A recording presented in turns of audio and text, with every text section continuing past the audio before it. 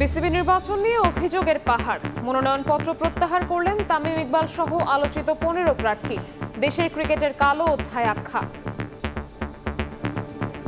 এই election Bangladesh cricket বোর্ডের জন্য একটা কালো দাগ হয়ে গেল। এই নোংরামির সাথে আমরা কোনো দিক থেকে কোনোভাবে পাঠ রাখতে পারবো না। সরকারের ভেতর একটা গোষ্ঠী এখানে নকডাউনে হস্তক্ষেপ করছে। প্রপার ইলেকশন হওয়ার চান্সেস খুবই কম। এই কারণে আমি চিন্তা করলাম যে আই শুড উইথড্র মাইসেলফ। ক্রীড়া উপদেষ্টা যেহেতু এই ক্রীড়াঙ্গনের অভিভাবক, এই সমাধানটা কিন্তু উনিই করতে পারে কিন্তু ইচ্ছা করলে।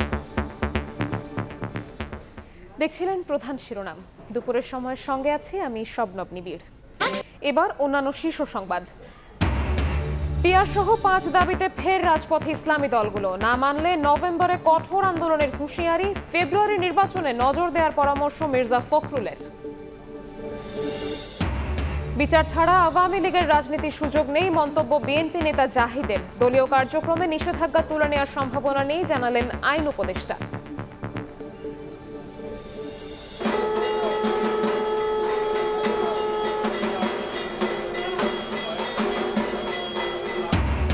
শারদীয় দুর্গোৎসবের মহানবমী আজ। ষোড়শ উপাচারে দেবী বন্দনা, মণ্ডপে মণ্ডপে কল্পারম্ভ বিহিত পূজা সহ নানা আচার, ভক্তের ভিড়। রাতের বৃষ্টিতে রাজধানীর বিভিন্ন সড়কে জলাবদ্ধতা, মাঝপথে বিকল অনেক যানবাহন, পানির নিচে নিউ মার্কেট। আরও 3 দিন ভারী বর্ষণের পূর্বাভাস।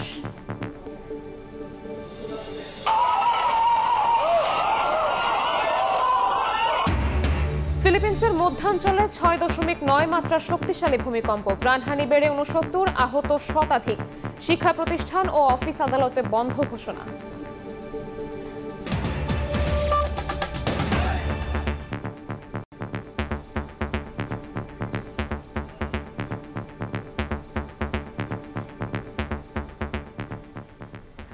বাংলাদেশ ক্রিকেট বোর্ডের নির্বাচন নিয়ে অভিযোগের পাহাড়। পাতানো ভোট আয়োজনের অভিযোগ তুলে বিসিবি নির্বাচন থেকে সরে দাঁড়ালেন তামিম ইকবাল। মনোনয়নপত্র প্রত্যাহার করেছেন ফাহিম সিনহা, ইসরাফিল খসরু, মির্জা ইয়াসির আব্বাস, মীর হেলাল, রফিকুল ইসলাম বাবু ও মাসুদুজ্জামান সহ আলোচিত 15 জন। তামিম বলেন, এবারের বিসিবি নির্বাচন দেশের ক্রিকেটে কালো অধ্যায় হয়ে থাকবে। এদিকে নির্বাচনী পরিবেশ নিয়ে প্রশ্ন তুলেছেন প্যানেলের জন্য সদস্যরাও। শেষ হয়েও হইল না শেষ। বিসিবি নির্বাচনের ধারাবাহিক নাটক এখন মেগা সিরিয়াল। মঙ্গলবার রাত থেকে যে গুঞ্জন, সেটাই সত্য হলো বুধবার সকালে। ছুটির দিন রাজধানীবাসী আড়মোড়া ভাঙার আগেই বিসিবিতে তামিম ইকবাল। তারপর একে একে আসতে থাকেন বিসিবি নির্বাচনে মনোনয়নপত্র কেনা প্রার্থীরা। ক্যাটাগরি 2 থেকে ক্লাব সংগঠকরা যেমন ছিলেন, তেমন ছিলেন ক্যাটাগরি 1-এর জেলা বিভাগ এবং ক্যাটাগরি 3-এর প্রার্থীরাও। উদ্দেশ্য সবার একটাই, সাজানো নির্বাচনে অংশ নেবেন না তারা। অবশেষে 2 ঘন্টা পর তফসিল অনুযায়ী প্রত্যাহারের সময় পার করে নামলেন তামিম, জানালেন সরে যাওয়ার কারণ। যখন যা মনে হচ্ছে তখন তা করা হচ্ছে, এটা আসলে ইলেকশন না, এটা ইলেকশন না। আর ক্রিকেটের সাথে জিনিসটা কোনো দিক থেকেই মানায় না। এটা হলো আমাদের একটা ওয়ে অফ প্রোটেস্ট, যে এখান থেকে এসে যে এই নোংরামির পাট আমরা থাকতে পারবো না। এখন পর্যন্ত 12 ক্লাব সহ 15 জন সরে গেছেন নির্বাচন থেকে, কিন্তু সংখ্যার হিসেবে যা নগণ্য। তামিমের দাবি, আরো অনেকেই প্রত্যাহার করতে চান, কিন্তু অদৃশ্য চাপে পারছেন না। এখানে আরো অনেকেই আজকে উইথড্র করতেন, তাদেরকে বিভিন্নভাবে বিভিন্ন ওয়েতে বোঝানো হয়েছে বা চাপ সৃষ্টি করা হয়েছে, তাদেরকে করে থামানো হয়েছে। এই ইলেকশন বাংলাদেশ ক্রিকেট বোর্ডের জন্য একটা কালো দাগ হয়ে গেল।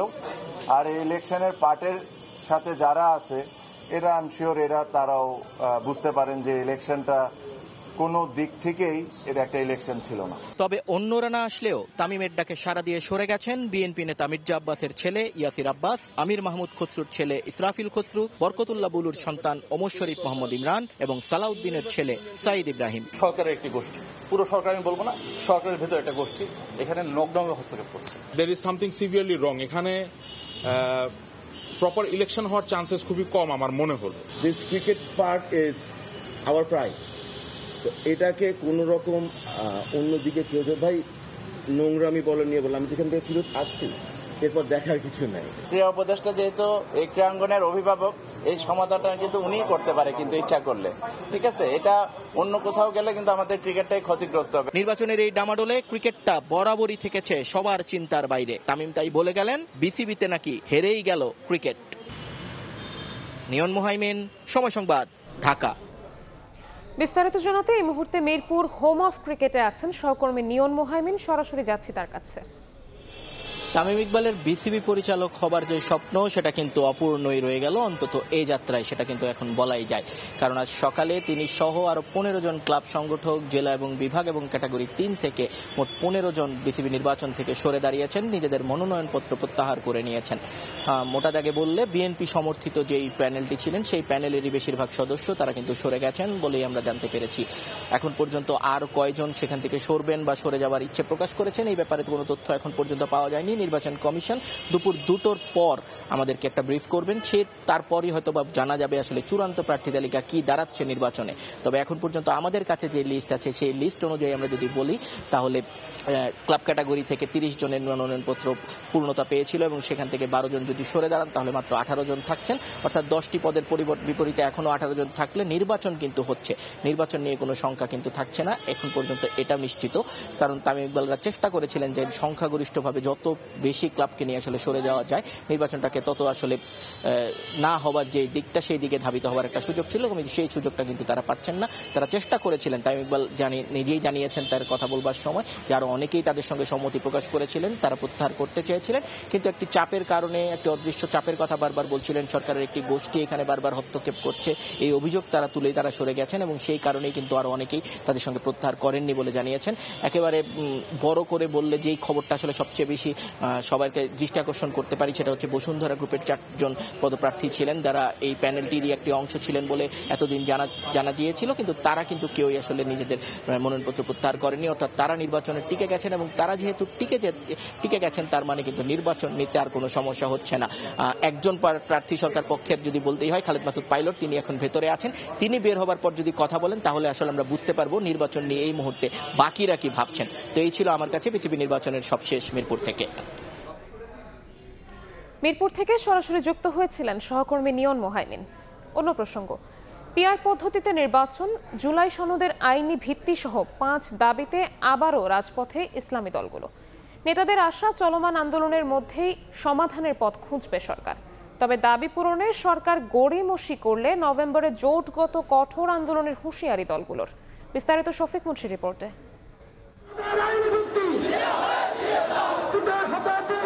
পিআর পদ্ধতিতে নির্বাচন, জুলাই সনদের আইনি ভিত্তি, নির্বাচনে লেভেল প্লেইং ফিল্ড নিশ্চিত সহ প্রায় অভিন্ন বেশ কিছু দাবিতে গত 18 সেপ্টেম্বর থেকে রাজধানী সহ সারা দেশে বিক্ষোভ মিছিল ও সমাবেশ করেছে জামায়াত সহ বেশ কয়েকটি ইসলামী দল।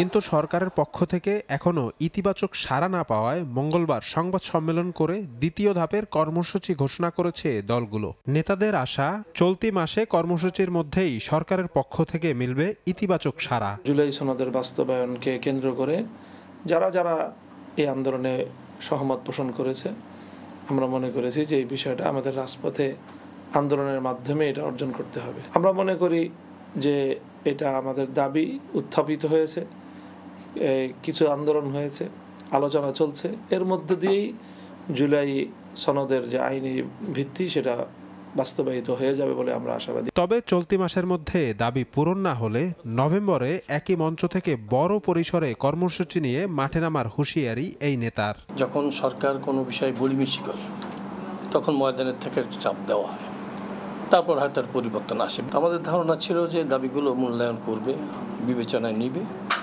তো আমরা দেখছি যে কোনো মূল্যায়ন করতেছে না, বিবেচনাও করতেছে না। এখন তো আমাদের রাজপথে ছাড়া কোনো পথ দেখতেছি না। সম্ভাব্য সময় এরকম নভেম্বরের আগে পরে আমরা একটা জায়গায় স্পষ্ট হতে পারবো এবং দেশবাসীর উদ্দেশ্যে আমরা একটা স্পষ্ট মেসেজ দিতে পারবো, এটা আমাদের বিশ্বাস। জামায়াতের সেক্রেটারি জেনারেল জানান, আন্দোলনের মধ্যেও সরকারের জন্য খোলা থাকবে আলোচনার দুয়ার। তবে সরকার উদাসীন থাকলে রাজনৈতিক মিত্রদের সঙ্গী করে মাঠে নামবেন বৃহত্তর কর্মসূচি নিয়ে।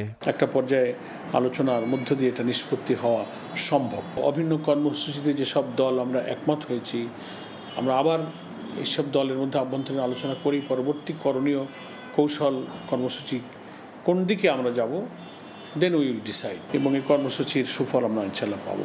9 দিন গণসংযোগের পর অক্টোবরের মাঝামাঝিতে রাজধানীতে পৃথক সমাবেশ করবে ইসলামী দলগুলো। শফিক মুন্সি, সময় সংবাদ, ঢাকা। বিএনপি পিআর পদ্ধতি চায় না উল্লেখ করে দলটির মহাসচিব মির্জা ফখরুল ইসলাম আলমগীর বলেছেন, দলগুলোর উচিত ফেব্রুয়ারির নির্বাচনের দিকেই নজর দেয়া। অন্যদিকে পিআর চাইলেও জামায়াতের নায়েবে আমির সৈয়দ আব্দুল্লাহ মোহাম্মদ তাহের জানান, নির্বাচনে অংশ নেবে তার দল। নিউ ইয়র্ক থেকে Hasanuzzaman Shakir report. Lower house এবং আপার হাউস প্রস্তাবিত দুই হাউসেই আমরা পিআরের নির্বাচন চাই। চক্রান্তকারীরা আবার বাংলাদেশের গণতন্ত্রকে হত্যা করবার ষড়যন্ত্র। পিআর পদ্ধতিতে নির্বাচন নিয়ে মুখোমুখি বিএনপি জামায়াত। নির্বাচন নিয়ে প্রস্তুতি শুরুর পাশাপাশি এ নিয়ে বিপরীতমুখী অবস্থানে বাংলাদেশের প্রধান দুই রাজনৈতিক দল। জাতিসংঘ সফরে থাকা বিএনপি মহাসচিব মির্জা ফখরুল ইসলাম আলমগীর সময় সংবাদকে আবারও স্পষ্ট করে বলেন, বিএনপি পিআর পদ্ধতি চায় না, দেশের মানুষও পিআর বোঝে না। এই ব্যাপারে তো আমাদের বক্তব্য একেবারে স্পষ্ট, সুনির্দিষ্ট। আমরা পিআর পদ্ধতিতে যাব না এবং দেশের মানুষ এটা নেবেও না, তারা মেনেও নেবে না, বোঝেই না ঠিক মতো। নির্বাচনের আগে 5 দফা দাবিতে কর্মসূচি ঘোষণা করেছে জামায়াতে ইসলামী। যুক্তরাষ্ট্র সফররত দলটির নায়েবে আমির সৈয়দ আব্দুল্লাহ মোহাম্মদ তাহের জানান, জুলাই সনদের ভিত্তিতে জাতীয় নির্বাচন, লেভেল প্লেইং ফিল্ড নিশ্চিত করা, ফ্যাসিস্ট সরকারের সব জুলুম, নির্যাতন, গণহত্যা ও দুর্নীতির বিচার এবং পতিত স্বৈরাচারের দোসর জাতীয় পার্টি ও 14 দলের কার্যক্রম নিষিদ্ধ করা সহ সংসদের উভয় কক্ষে পিআর পদ্ধতি চান তারা।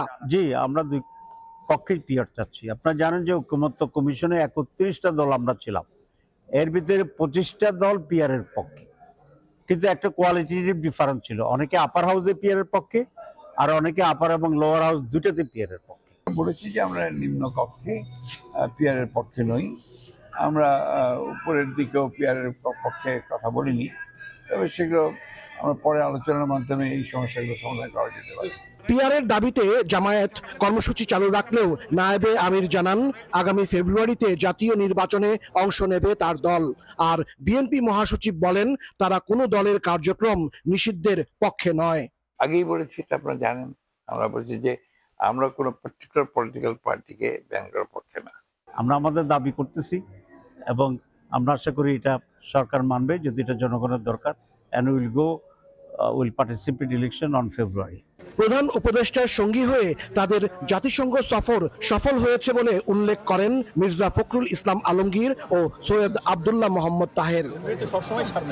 পিআর পদ্ধতি ও রাজনৈতিক দল নিষিদ্ধ করা সহ কিছু বিষয়ে ভিন্নতা থাকলেও বিএনপি মহাসচিব ও জামাতের নায়েবে আমির মনে করেন, আগামী ফেব্রুয়ারিতে নির্বাচন নিয়ে আর কোনো সংশয় নেই। মির্জা ফখরুল ইসলাম আলমগীর ও সৈয়দ আব্দুল্লাহ মোহাম্মদ তাহের বলেন, তারা এখন নির্বাচনমুখী ভোটের প্রস্তুতি নিচ্ছেন। হাসানুজ্জামান সাকি, সময় সংবাদ, grand Hyatt hotel, new York, যুক্তরাষ্ট্র।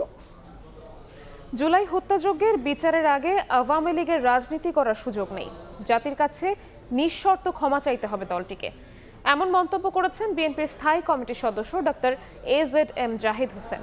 এদিকে দলটির সিনিয়র যুগ্ম মহাসচিব রুহুল কবির রিজভী বলেছেন, বিদেশি গণমাধ্যমে প্রধান উপদেষ্টার ক্ষমতায় থাকা নিয়ে বক্তব্যে ফেব্রুয়ারিতে নির্বাচন নিয়ে অনিশ্চয়তা সৃষ্টি হয়েছে।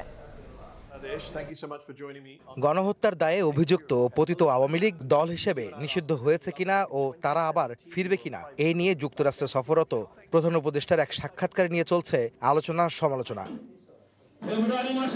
বিএনপি নেতারা বলছেন, আওয়ামী লীগ নিষিদ্ধের সিদ্ধান্ত নেবে জনগণ। গণহত্যা, লুটপাট, নির্যাতন ও সব প্রকার অপকর্মের জন্য নিঃশর্ত ক্ষমা চাইতে হবে পতিত আওয়ামী লীগকে। জাতীয় প্রেস ক্লাবে এক অনুষ্ঠান শেষে এ কথা বলেন বিএনপির স্থায়ী কমিটির সদস্য ডাক্তার AZM জাহিদ হোসেন। তারা গণদুশ্মন এবং তাদের নির্বাচন কেন, তাদের এই দেশের মানুষের এসে তারা নির্বিঘ্নে বিচার ছাড়া বা তাদের অনুসূচনা ছাড়া আনকন্ডিশনালি জনগণের কাছে ক্ষমা চাইতে হবে, যেটা জনগণ সিদ্ধান্ত নেবে ক্ষমা করবে কি করবে না। দল হিসেবে আওয়ামী লীগ সক্রিয় হলে আগামী নির্বাচন নিয়ে কোনো সংশয় আছে কিনা সাংবাদিকদের এমন প্রশ্নের জবাবে জাহিদ হোসেন বলেন, গণতন্ত্রের জন্য আন্দোলনকারীরা পতিতদের নিয়ে মোটেও ভীত নয়। বিএনপি বলেছিল জনগণ সিদ্ধান্ত নেবে কারা অন্যায় অত্যাচার করেছে, তবে বিএনপি সবসময় একটা কথা আমরা বলছি, সেটা হচ্ছে দোজ হু আর এই গণহত্যাকারী এবং এটার যারা আদেশ দিয়েছে তাদেরকে আইনের আওতায় এনে যথাযথ বিচার করা। এদিকে শারদীয় দুর্গোৎসব উপলক্ষে নয়াপল্টনে এক পূজা মণ্ডপ পরিদর্শন করে বিএনপির সিনিয়র যুগ্ম মহাসচিব রুহুল কবির রিজভী বলেন, পার্শ্ববর্তী একটি দেশের ইন্ধনে ধর্মীয় সম্প্রীতি ভাঙার চেষ্টা করা হচ্ছে। বাংলাদেশকে অস্থিতিশীল করার একটা জাতীয় আন্তর্জাতিক চক্রান্ত। যারা শেখ হাসিনার পতনকে মেনে নিতে পারেনি তারাই এই চক্রান্ত করে যাচ্ছে যে এই দুর্গাপূজার সময় এমন কিছু ঘটনা ঘটাতে হবে যাতে বাংলাদেশের ভাবমূর্তি নষ্ট হয়। শেরেবাংলা নগরে আলাদা এক অনুষ্ঠানে রুহুল কবির রিজভী বলেন, বিদেশি গণমাধ্যমে প্রধান উপদেষ্টার ক্ষমতায় থাকা নিয়ে বক্তব্যে ফেব্রুয়ারিতে নির্বাচন নিয়ে অনিশ্চয়তা সৃষ্টি হয়েছে। অন্তর্বর্তীকালীন সরকারের মেয়াদ কতটুকু হবে কি হবে এটা তো নয়, যত তাড়াতাড়ি সম্ভব আপনি নির্বাচন দেবেন এটা মানুষ চায় এবং আপনার প্রতি সেই আস্থা রেখেছে। কিন্তু এখন এই যে কথাটা আপনি বললেন, এটা এর আগে আপনি যখন ফেব্রুয়ারিতে নির্বাচন হবে কি হবে না যে অনিশ্চয়তা ছিল, আপনার এই কথার মধ্যে দিয়ে আরেকটি অনিশ্চয়তা তৈরি হলো। বাংলাদেশ নিয়ে যারাই ষড়যন্ত্র করবে তাদের বিরুদ্ধে জনগণ ঐক্যবদ্ধ প্রতিরোধ গড়ে তুলবে বলে হুঁশিয়ারি করেন বিএনপি নেতারা। আহমেদ সালেহীন, সময় সংবাদ, ঢাকা। আওয়ামী লীগের কার্যক্রমের ওপর থেকে নিষেধাজ্ঞা তুলে নেওয়ার কোনো সম্ভাবনা নেই, বরং দল হিসেবে আন্তর্জাতিক অপরাধ আদালতে বিচারের ব্যবস্থা করা হচ্ছে বলে জানিয়েছেন আইন উপদেষ্টা আসিফ নজরুল। দুপুরে বরিশালের শঙ্কর মঠ দুর্গাপূজা মণ্ডপ পরিদর্শন শেষে তিনি আরও বলেন, আওয়ামী লীগ নিয়ে নিউ ইয়র্কে দেয়া প্রধান উপদেষ্টার সাক্ষাৎকারের অংশটি কেবলই থিওরিটিক্যাল। আগামী নির্বাচনের আগে তো নয়, অদূর ভবিষ্যতেও দলটির কার্যক্রমের ওপর থেকে নিষেধাজ্ঞা তুলে দেওয়ার সম্ভাবনা নেই।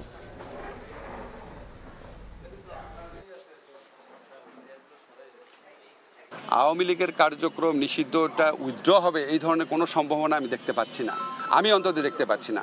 বরং আমি যেটুকু জানি যে আমাদের আন্তর্জাতিক অপরাধ আদালতে যে প্রসিকিউশন টিম আছে সেই টিমের পক্ষ থেকে সংগঠন হিসাবে আওয়ামী লীগের বিচার চাওয়ার একটা পদক্ষেপ বরং নেওয়া হচ্ছে। কাজেই এই নির্বাচনের আগে তো দূরের কথা, অদূর ভবিষ্যতে আমি আমার পর্যবেক্ষণ থেকে যেটুকু বুঝি আর কি, আমার ধারণা আওয়ামী লীগের কার্যক্রম এটা আপনার যে নিষিদ্ধ হয়েছে এটা উইথড্র হওয়ার কোনো সম্ভাবনা নাই বাস্তবিক অর্থে।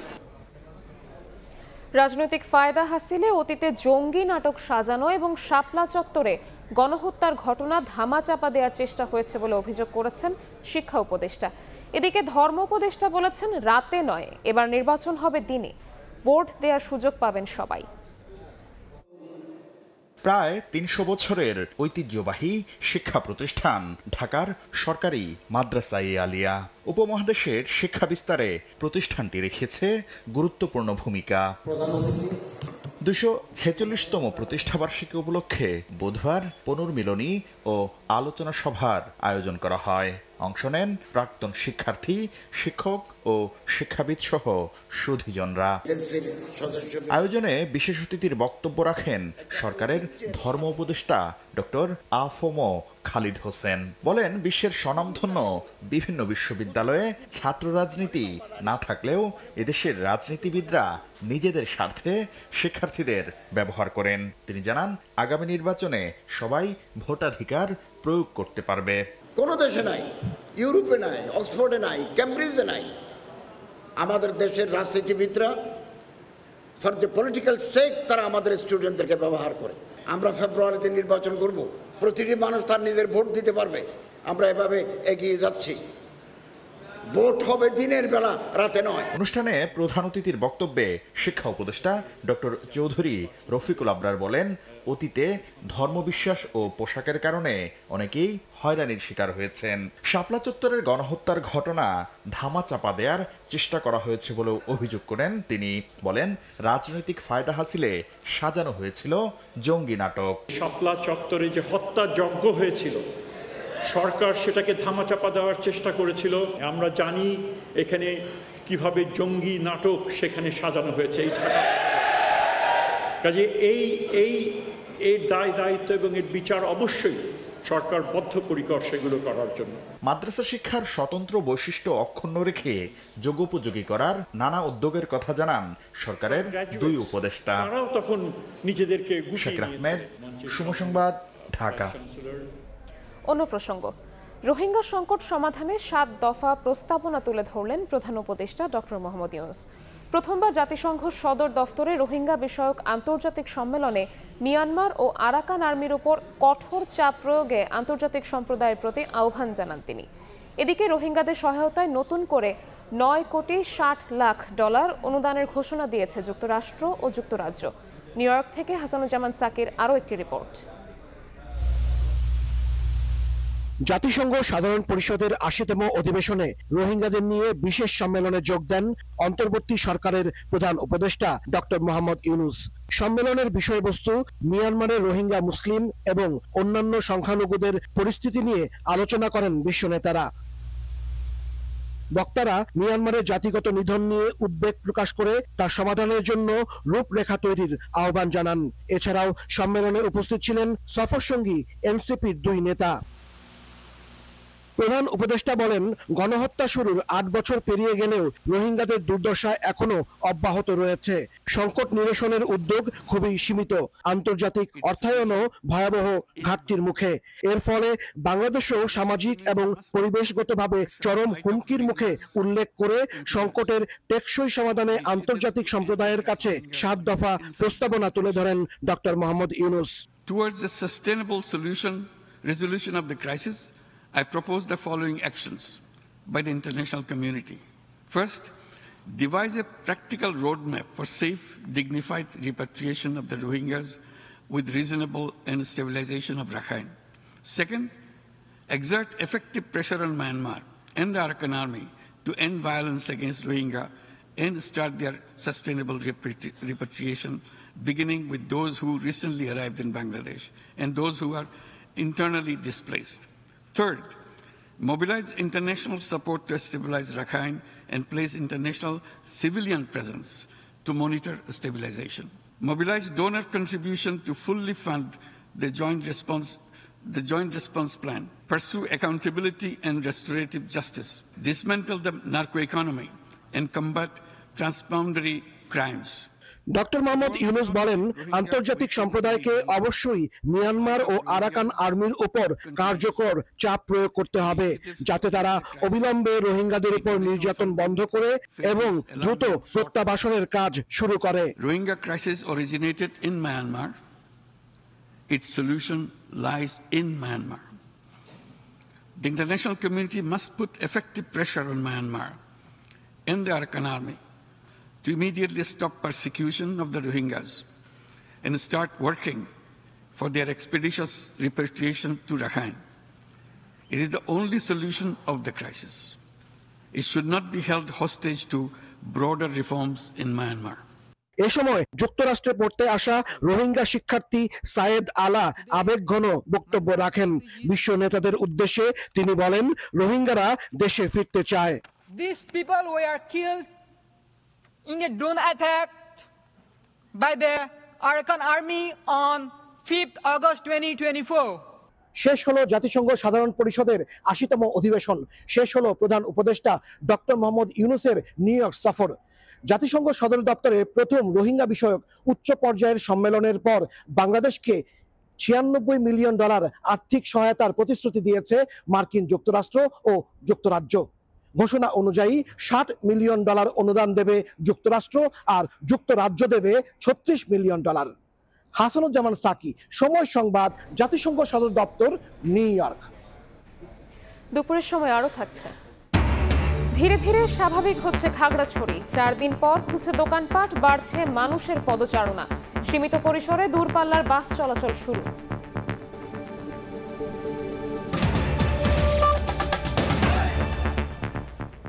শারদীয় দুর্গোৎসবের মহানবমীতে কল্পারম্ভ আর বিহিত পূজায় মণ্ডপে মণ্ডপে চলছে পূজা অর্চনা। দেবীর চরণে 108টি করে প্রদীপ ও পদ্মফুল অর্পণ করে 16 উপাচারে আরাধনা করেন সনাতন ধর্মাবলম্বীরা। ধূপের গন্ধে ভরা পূজা মণ্ডপে আনন্দময়ীকে অঞ্জলি দেন ভক্তরা। দেখতে দেখতে শেষ হচ্ছে দুর্গাপূজা, তাই তো মন ভরে ত্রিনয়নীকে দেখছেন সকলে। রাতে আরতির মাধ্যমে শেষ হবে মহানবমীর আচার।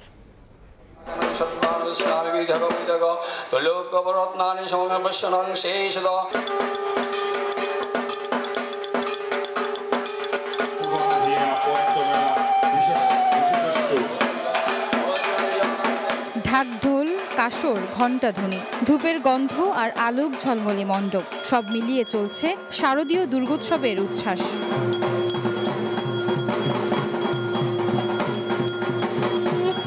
মহানবমীতে দেবীর চরণে 108টি প্রদীপ জ্বালিয়ে ও 108টি পদ্মফুল নিবেদন করেন পুরোহিত।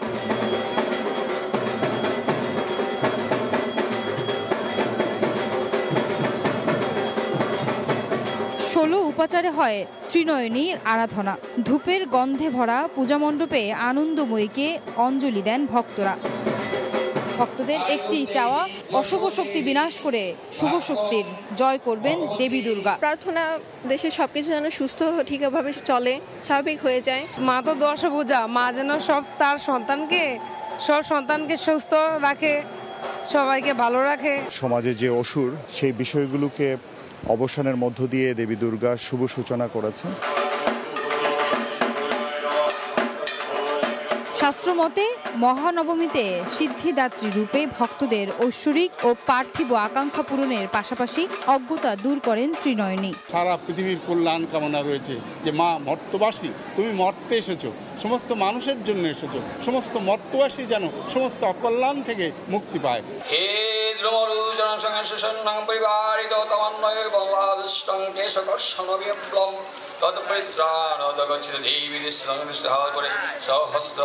এবার পালকিতে করে স্বর্গে ফিরবেন দেবী দুর্গা। বৃহস্পতিবার বিসর্জনের মধ্য দিয়ে শেষ হবে দুর্গাপূজার আনুষ্ঠানিকতা। আয়েশা সিদ্দিক, সামিয়া, সময় সংবাদ, ঢাকা। এই মুহূর্তে ঢাকেশ্বরী জাতীয় মন্দিরে আছেন সহকর্মী আয়েশা সিদ্দিক সামিয়া। ঢাকা বিশ্ববিদ্যালয়ের জগন্নাথ হলে আছেন সহকর্মী তাসতিয়া নিশাত মিম। চট্টগ্রামে ফেরদৌস লিপি এবং কলকাতায় আছেন সুব্রত আচার্য। সরাসরি প্রথমে যাচ্ছি সামিয়ার কাছে। সামিয়া, আজ মহানবমী এবং দেখতে দেখতেই হিন্দু ধর্মাবলম্বীদের পূজা কিন্তু শেষের দিকে চলে এসেছে এবং নবমীর এই তিথিতে আসলে কিছুক্ষণ পরে, আজ আসলে নবমী তিথি শেষ হওয়ার পরে কিন্তু দশমী তিথি শুরু হবে এবং এই দশমী তিথিতে আমরা যদি বলি বিসর্জন হবে প্রতিমার এবং তার মাধ্যমে কিন্তু হিন্দু ধর্মাবলম্বীদের যে মহান দুর্গোৎসব আছে সেটি কিন্তু দুর্গোৎসবটির শেষ অনুষ্ঠান কিন্তু দশমী। এবং জানিয়ে রাখি, আজ সকাল থেকে এই ঢাকেশ্বরী পূজা মণ্ডপে আমরা ছিলাম, আমরা দেখেছি ঢাকের তালে, কাসরের শব্দে এবং উলুধ্বনিতে কিন্তু প্রতিমাকে স্মরণ করেছে ভক্তরা এবং পুরোহিতরা।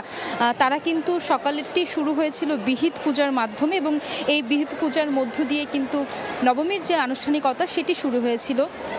গতকাল অষ্টমীর পরে সন্ধি পূজার মাধ্যমে কিন্তু নবমীর তিথি শুরু হয় এবং পরবর্তীতে আজ সকালে বিহিত পূজা হয় এবং এরপরে সকাল 11টায় আমরা দেখেছি পুষ্পাঞ্জলি দেওয়া হয়েছিল ভক্তদের মাঝে। সেই পুষ্পাঞ্জলি বিতরণ করা হয়, পুষ্প দেওয়া হয় এবং পরবর্তীতে এখন যে মুহূর্তটি আসলে চলছে এই ঢাকেশ্বরী পূজা প্রাঙ্গণে, সেটি আসলে প্রসাদ গ্রহণ, মাকে আসলে কিছুক্ষণ আগে আমরা দেখেছি প্রসাদ দেওয়া হয়েছিল এবং সেই প্রসাদই কিন্তু এখন যে ভক্ত এবং অনুরাগীরা আছে তারা কিন্তু গ্রহণ করছেন। আমরা দেখছি যে মাকে শেষ মুহূর্তে দেখার জন্য আসলে ভক্তরা কিন্তু জড়ো হচ্ছেন বিভিন্ন পূজা মণ্ডপে এবং শেষবারের মতো মাকে নিজেদের চোখ ভরে দেখে নিচ্ছেন, মায়ের কাছ থেকে আশীর্বাদ চাচ্ছেন, তাদের ভবিষ্যৎ এবং যাপিত জীবন যাতে সুন্দর হয় সেটি তাদের প্রত্যাশা। এবং আমরা এখন চলে যাব আরও একটি পূজা মণ্ডপে, সেখানে আছেন আমার আরেক সহকর্মী তাসতিয়া নিশাত মিম। যাব তার কাছে, জগন্নাথ হলে ঢাকা বিশ্ববিদ্যালয়ে তিনি আছেন, জানবো সেখানকার পূজার পরিস্থিতি। মিম, সারা বছর ধরে দেশের লক্ষ লক্ষ সনাতনী ধর্মাবলম্বী যারা আছেন তারা যে অপেক্ষা করেন দেবী দুর্গাকে এক পলক দেখার জন্য, সেই দেবী দুর্গার বিদায়ের কিন্তু ঘণ্টা বাজছে এই মহানবমীতে। কেননা গতকাল কিন্তু সন্ধিক্ষণে বধ হয়েছে অসুর দেবী দুর্গার মাধ্যমে এবং এই কারণে অসুর বধের যে বিজয় উল্লাস সেটি কিন্তু উদযাপন করছেন আজ সনাতনী ধর্মাবলম্বীরা এবং এই বিজয় উল্লাসের মাধ্যমেই তারা আগামীকাল দশমীকে বরণ করে নেবেন। দেবী দুর্গাকে বিসর্জনের মাধ্যমে শেষ হবে এই বছরের দুর্গোৎসব। তো সব কিছু মিলিয়ে আসলে ভক্ত দর্শনার্থীদের মধ্যে এক ধরনের মিশ্র অনুভূতি। তারা বিজয়কে যেমন উদযাপন করছেন, একইভাবে তারা অপেক্ষা করছেন কাল প্রতিমাকে বিসর্জন দেবেন এবং প্রতিমাকে বিসর্জনের মাধ্যমে এবছরের দুর্গোৎসব তারা শেষ করবেন। তারা তারা যেটি আমাদের জানিয়েছেন যে তারা তাদের দেবীর কাছে প্রত্যাশা করেছেন যে সকল অশুভকে বিনাশ করে দেবী যে শান্তি প্রতিষ্ঠা করেছেন গতকাল দুপুর 1:50 থেকে 2:38 অর্থাৎ অষ্টমী তিথি এবং নবমী তিথির যে সন্ধিক্ষণ সেই সন্ধিক্ষণে কিন্তু দেবী দুর্গা অসুরকে বধ করেছেন এবং অসুরকে বধ করে তিনি শান্তি প্রতিষ্ঠা করে অসুরকে বধ করে তিনি শান্তি প্রতিষ্ঠা করে কিন্তু উপহার দিয়েছেন সনাতনী ধর্মাবলম্বীদের এই বিজয় উৎসব। তো তারা প্রত্যাশা করছেন যে প্রতি বছরের মতোই মা দুর্গা ফিরে আসবেন তাদের মাঝে এবং তাদের এই বিজয় উল্লাস উপহার দেবেন। সব মিলে এই ছিল আমার কাছে ঢাকা বিশ্ববিদ্যালয়ের জগন্নাথ হল থেকে। এই মুহূর্তে আমরা চলে যাব চট্টগ্রামে, সেখানে রয়েছেন সহকর্মী ফেরদৌস লিপি, সরাসরি চলে যাচ্ছি তার কাছে। চট্টগ্রাম নগরীর মণ্ডপগুলোতেও কিন্তু বিদায়ের সুর। এবছরের মতো শেষবার মাকে দেখতে কিন্তু ভক্ত অনুরাগী যারা আছেন তারা মণ্ডপগুলোতে ছুটে আসছেন, দেখছেন, মার আশীর্বাদ নিচ্ছেন। এবং আপনারা জানেন যে এবার চট্টগ্রাম নগরীতে প্রায় 287টি পূজা মণ্ডপে পূজা অনুষ্ঠিত হচ্ছে। আমরা এই মুহূর্তে আছি জেনশন হল পূজা মণ্ডপে এবং এটি পূজা উদযাপন পরিষদের যে পূজা মণ্ডপ সেটা প্রধান পূজা মণ্ডপ এবং সে কারণে এখানে সাধারণ যারা আছেন দর্শনার্থী তাদের আগমন যেমন বেশি থাকে, তেমনি প্রশাসন থেকে শুরু করে বিভিন্ন স্তরের লোকজনও থাকে। এবং সকাল থেকে কিন্তু নবমীর যে পূজার আনুষ্ঠানিকতা সেটা শুরু হয়েছে এবং দুপুরবেলা এক পর্ব শেষ হয়েছে, সন্ধ্যায় হবে মহা আরতি, সেই প্রস্তুতি চলছে। এবং যারা এখানে এসেছেন তাদের সাথে আমরা কথা বলেছি, তারা বলছেন যে চট্টগ্রাম নগরীর যে মণ্ডপগুলো সেগুলো আসলে বিভিন্ন বৈচিত্র্যতা, বিভিন্ন থিমে হওয়ার কারণে দেখা যায় যে এক পাড়ার ভক্তরা দল বেঁধে অন্য পাড়ায় কিন্তু এই যে নানা ধরনের মণ্ডপ সেগুলো দেখতে আসে এবং সে কারণে কিন্তু বেশ উৎসাহ উদ্দীপনা আসলে গত কয়েকদিন ছিল। এবং আজকে নবমী যেহেতু কালকে বিসর্জনের সময়, সে কারণে কিন্তু আজকে তারা যতটুকু পারছেন দল বেঁধে কিন্তু মণ্ডপগুলো ঘুরে বেড়াচ্ছেন এবং যার যার মনোবাসনা তারা মাকে জানাচ্ছেন এবং সুন্দর বাংলাদেশ এবং সুন্দর পৃথিবীর জন্য তারা প্রার্থনা করছে। এবং এই যে দল বেঁধে ঘোরা সেটা কিন্তু আজ সারা রাত ধরে চলবে। তো এই ছিল আমার কাছে চট্টগ্রাম থেকে পূজা মণ্ডপের সর্বশেষ। আমরা কলকাতায় চলে যাব, আমাদের সহকর্মী সুব্রত আচার্য আছে, সেখানকার কথা জানাবেন। আর্টিফিশিয়াল ইন্টেলিজেন্স অর্থাৎ এআই, গত কয়েক বছর ধরে এআই নিয়ে কিন্তু তুমুল মাতামাতি চলছে গোটা বিশ্বে। তথ্য প্রযুক্তি থেকে শুরু করে সাধারণ কর্মসংস্থান সব জায়গায় এআই এর প্রভাব এবং এআই এর প্রভাবের কারণে কিন্তু একটা বিবর্তনের মুখোমুখি হতে চলেছে গোটা বিশ্ব। আর কলকাতার পুজো মানেই নির্দিষ্ট থিম, ভাবনার প্রকাশ। আমি এই মুহূর্তে যে পুজো মণ্ডপটির সামনে রয়েছি সেটি জগৎ মুখার্জি পার্কের পুজো, অর্থাৎ উত্তর কলকাতার অন্যতম বৃহত্তম আয়োজন। এবং এই পুজোর মধ্য দিয়ে কিন্তু যে এই সব পৃথিবীর বিবর্তনের ঠিক মুখোমুখি এবং কিসের জন্য মুখোমুখি সেটি হচ্ছে এই আর্টিফিশিয়াল তথ্য প্রযুক্তি, আর্টিফিশিয়াল ইন্টেলিজেন্সের প্রয়োগ। এই পুজো পুরো মণ্ডপ জুড়ে কিন্তু এআই এর বিভিন্ন ভালো দিক এবং মন্দ দিক ফুটিয়ে তোলা হয়েছে। আজকে মহানবমী, কার্যতভাবে আজকে দর্শনার্থীদের যে একটু ভিড় কলকাতার মণ্ডপগুলোতে একটু কম দেখা যাচ্ছে, কারণ এই মুহূর্তে মধ্যাহ্নভোজের সময় একটু ভিড়ের গতি, কারণ গতকাল মহাষ্টমীর রাত জুড়ে কচি কাঁচা থেকে শুরু করে প্রবীণরা রাতভর মণ্ডপে মণ্ডপে ঠাকুর দেবী দর্শন করেছেন। কলকাতা পুলিশের অনেকে বলছেন যে এই ভিড়টা ক্রমশ বিকেলের পর থেকে বাড়তে শুরু করবে। অন্যদিকে আরো একটি কারণ রয়েছে, আপনারা জানেন যে আজকে নবমী দিন হলেও ইতিমধ্যে কিন্তু নবমী পেরিয়ে দশমী পড়ে গিয়েছে তিথি হিসেবে, এবং আর কয়েক ঘন্টা পরেই মা এই মর্ত থেকে তার স্বামী গৃহে, নিজের গৃহে কৈলাসে ফিরে যাবেন। সুতরাং এই মহানবমীর দিন একদিকে যেমন চূড়ান্ত উৎসবের শেষ দিন, ফলত মাকে বিদায় দেওয়ার আগে মানসিক প্রস্তুতি নেওয়ারও কিন্তু আজকের দিনেই সকল দর্শনার্থীরা সেই প্রস্তুতি নিচ্ছেন। তো সব মিলিয়ে উত্তর কলকাতার এই জগৎ মুখার্জি পার্কের পুজোর যে থিম এবং সামগ্রিকভাবে নবমীর যে মাহাত্ম্য সেই সংক্রান্ত তথ্য এখানে ছিল আমার কাছে শেষ। দুর্গাপূজার সবশেষ খবর জানাতে দেশ ও দেশের বাইরে থেকে সরাসরি যুক্ত হয়েছিলেন সহকর্মীরা। রাতের ভারী বৃষ্টিতে পানির নিচে রাজধানীর বিভিন্ন সড়ক, পানি ঢুকে সড়কে বিকল হয়ে পড়ে অনেক যানবাহন। ছুটির দিনে গাড়ি কম থাকলেও যানজটে ভোগান্তিতে পড়েন চলাচলকারীরা। জলাবদ্ধতায় চরম বিপাকে পড়েন নিউ মার্কেটের ব্যবসায়ীরাও। ঢাকা মেডিকেল কলেজ হাসপাতালেও জমেছে পানি। এতে দুর্ভোগে পড়েছেন রোগী ও স্বজনরা। আরও 3 দিন ভারী বর্ষণের পূর্বাভাস দিয়েছে আবহাওয়া অফিস।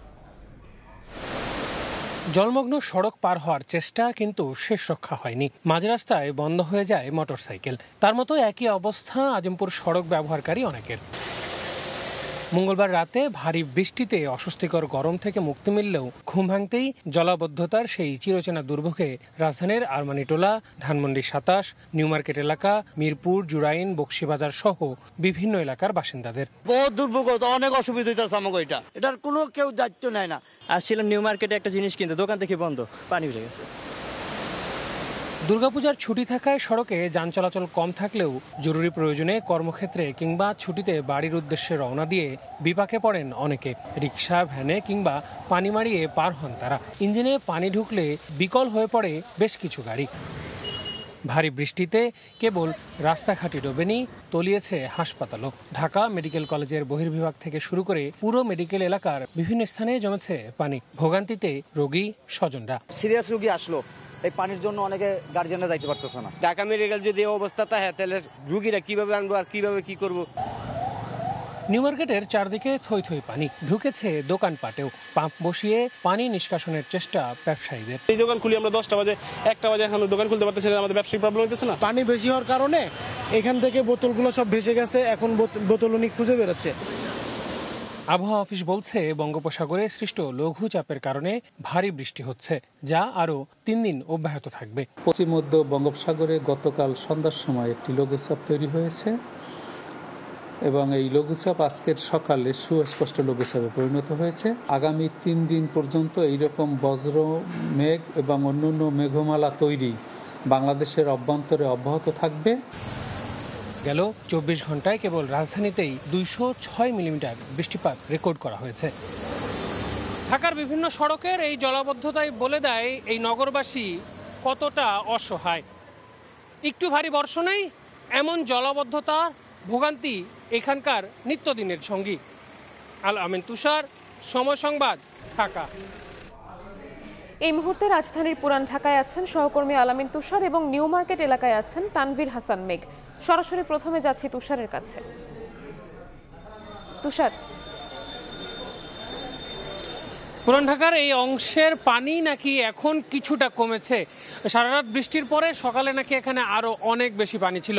এখনই যে পরিমাণ পানি আমরা দেখতে পাচ্ছি সেই জায়গা থেকে বলাই যায় যে সকালে যদি আরও বেশি পানি যখন ছিল তখন আসলে কতটা দুর্ভোগের মধ্য দিয়ে পুরান ঢাকার এই বংশাল এলাকার যেখানটায় আমরা অবস্থান করছি, সাতরোজা, সেখানকার পরিস্থিতি কি ছিল তা আসলে বোঝাই যাচ্ছে। আর এখনও আমরা একটু পরপর দেখছি যারা আসলে এখানে, যেহেতু আজকে 1 তারিখ মাসের শুরুর দিন, আমরা অনেককে দেখেছি যে যারা আসলে বাসা চেঞ্জ করছেন এবং বাসা পরিবর্তনের ক্ষেত্রে তারা বিভিন্ন মালামাল নিয়ে যাচ্ছেন। কিছু কিছু ক্ষেত্রে মালামাল গুলো নিয়ে যেতে কিন্তু তাদের ঝামেলা পোহাতে হয়েছে। এখনও আমাদের সামনে কিন্তু এরকমই একটি ট্রাক দেখা যাচ্ছে, যেটি আসলে বাসা পরিবর্তন করার যেই ট্রাক সেটি কিন্তু এখানে দেখা যাচ্ছে। এছাড়া এখানে বন্ধ হয়ে গেছে। এছাড়াও আমরা কিছুক্ষণ আগেও দেখেছি একটি সিএনজি বন্ধ হয়ে গিয়েছিল, সেটি ঠেলে ঠেলে নিয়ে যাওয়া হলো। এছাড়া রিক্সা বা সাধারণ মানুষের যে ভোগান্তি সেটা কিন্তু এখানে দেখাই যাচ্ছে। এবং আমরা যতটুকু জানতে পেরেছি যে ভেতরের অংশগুলোতে পানির পরিমাণ আরও অনেকটাই বেশি। এবং আমরা সকাল থেকে কিন্তু ঢাকার অন্যান্য অংশগুলো দেখেছি, সেখানটা কিন্তু নতুন ঢাকার অংশ বলা চলে। সেই জায়গা থেকে পুরান ঢাকারও এই অবস্থা। আসলে এই নগরীর কোনো বাসা বাড়ির থেকে শুরু করে সব জায়গাতেই কিন্তু এখানে পানির, এখানকার যারা এলাকাবাসী রয়েছেন তারা আমাদেরকে বলছিলেন। এবং অর্থাৎ বলা যায় যে মানুষের ভোগান্তি কোনোভাবেই আসলে কমছে না। এই নগরবাসীর একটু ভারী বর্ষণেই এমন পরিস্থিতি।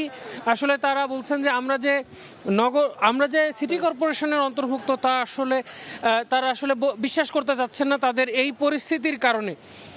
আমরা দেখেছি যে কিছুক্ষণ পর পর বন্ধ হয়ে যাচ্ছে এবং আশপাশে যে হাসপাতালে যাচ্ছেন তারা, সেই ক্ষেত্রেও কিন্তু তাদেরকে ভোগান্তি পোহাতে হচ্ছে। আমরা নিউ মার্কেট অংশে চলে যাব, সেখানকার জলাবদ্ধতার খবর জানাতে আমাদের সঙ্গে যুক্ত হবেন আমার সহকর্মী তানভীর হাসান মেঘ।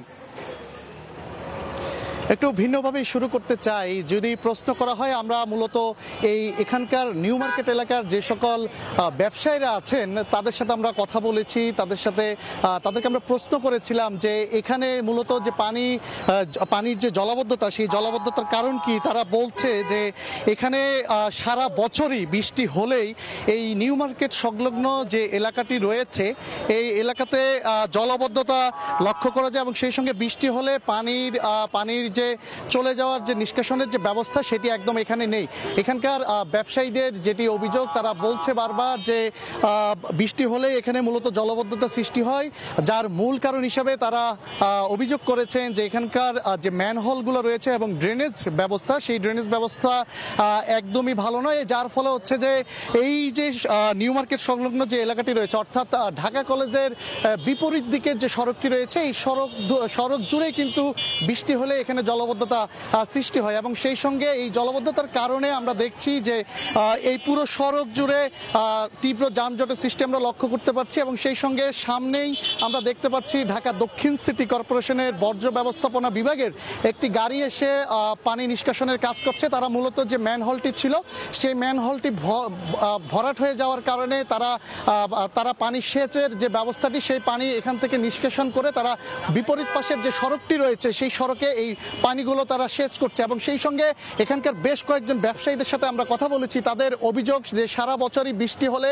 এখানে যে জলাবদ্ধতা সৃষ্টি হয় এবং তারা বারবারই সিটি কর্পোরেশনকে জানানোর পরও তারা বলছে যে এটার এই জায়গা থেকে কোনো সুষ্ঠু ব্যবস্থা তারা নিচ্ছে না, যার ফলে বৃষ্টি হলেই হালকা বৃষ্টি কিংবা ভারী বৃষ্টি হলেই এই যে আপনারা আমার পিছনের যে সড়কটি দেখতে পাচ্ছেন এই পুরো পিছনের সড়কেই কিন্তু জলাবদ্ধতার সৃষ্টি হয়। তবে বেলা বাড়ার সাথে সাথেই দক্ষিণ সিটি কর্পোরেশনের যেহেতু বর্জ্য বিভাগের পরিচ্ছন্নতা কর্মীরা কাজ করছেন তার ফলে কিন্তু পানি কিছুটা কমতে শুরু করেছে। তবে সকাল ভোর থেকেই কিন্তু এই যে আমার পিছনে এখন যে সড়কটি দেখছেন এই পুরো সড়কে হাঁটু সমান পানি ছিল এবং এই হাঁটু সমান পানি মারিয়েই কিন্তু এখানকার যে সাধারণ মানুষ এবং হকার্সের যে সকল ব্যবসায়ীরা রয়েছেন তারা মূলত তারা কিন্তু বেশ ভোগান্তিতে পোহাতে হয়েছে এবং এখানকার বেশ কয়েকজন ব্যবসায়ীদের সাথে আমরা কথা বলেছি। তারা বলেছে এখন পর্যন্ত তারা দোকানপাটি খুলতে পারেনি এবং তারা ব্যবসার কার্যক্রম শুরু করতে পারেনি। তো সবকিছু মিলে রাজধানীর নিউ মার্কেট এলাকা থেকে এই ছিল আমার কাছে সর্বশেষ।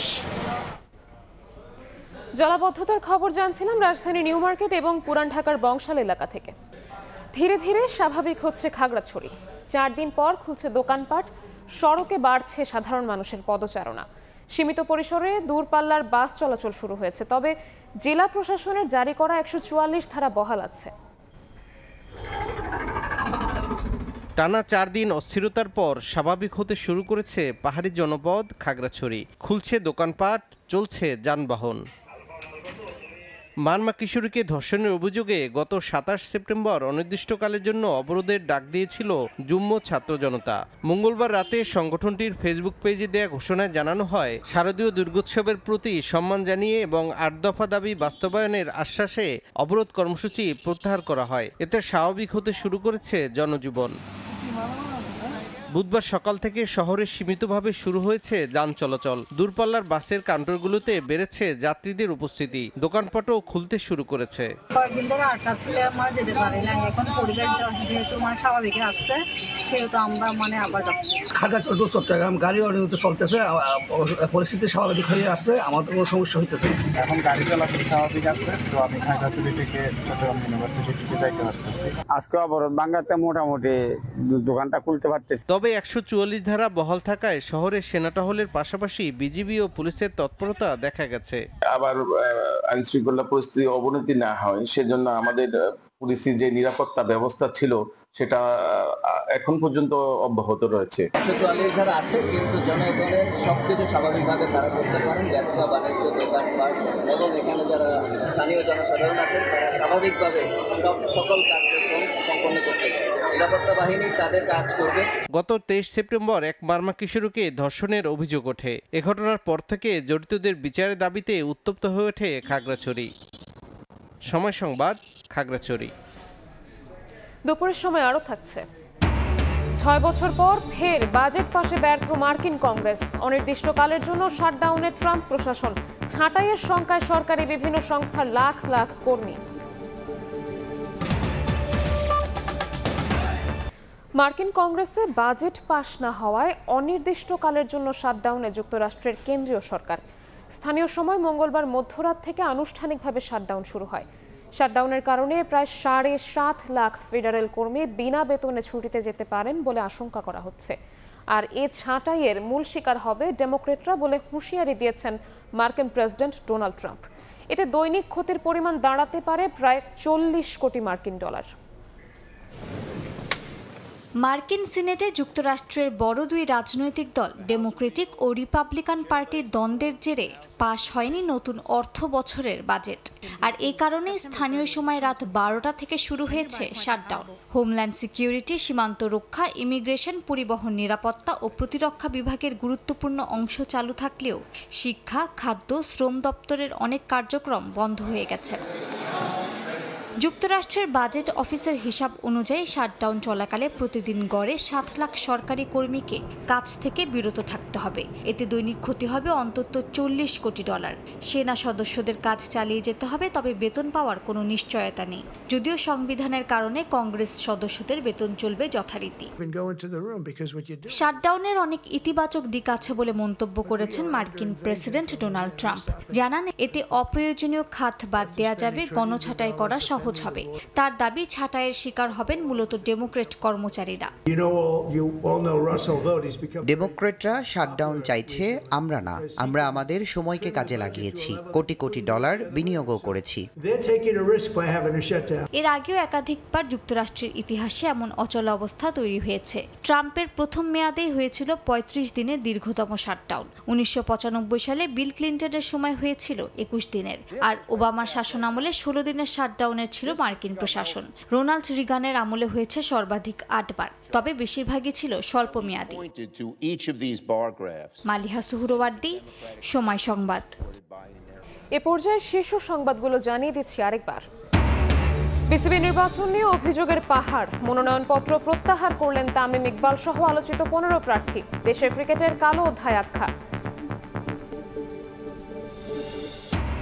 বিচার ছাড়া আওয়ামী লীগের রাজনীতির সুযোগ নেই মন্তব্য বিএনপি নেতা জাহিদের। কার্যক্রমে নিষেধাজ্ঞা তুলে নেওয়ার সম্ভাবনা নেই জানালেন আইন উপদেষ্টা।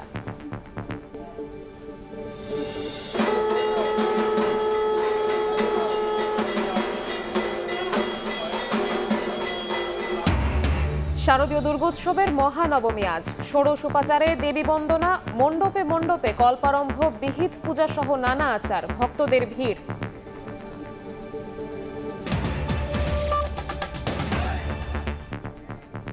এই ছিল দুপুরের সময়। এরপর সময় সংবাদ নিয়ে সঙ্গে থাকবেন সহকর্মী মনির হোসেন। নিবিড়, ধন্যবাদ আপনাকে। সময় সংবাদ নিয়ে ফিরছি কিছুক্ষণ পর, সঙ্গে থাকুন সময়ের।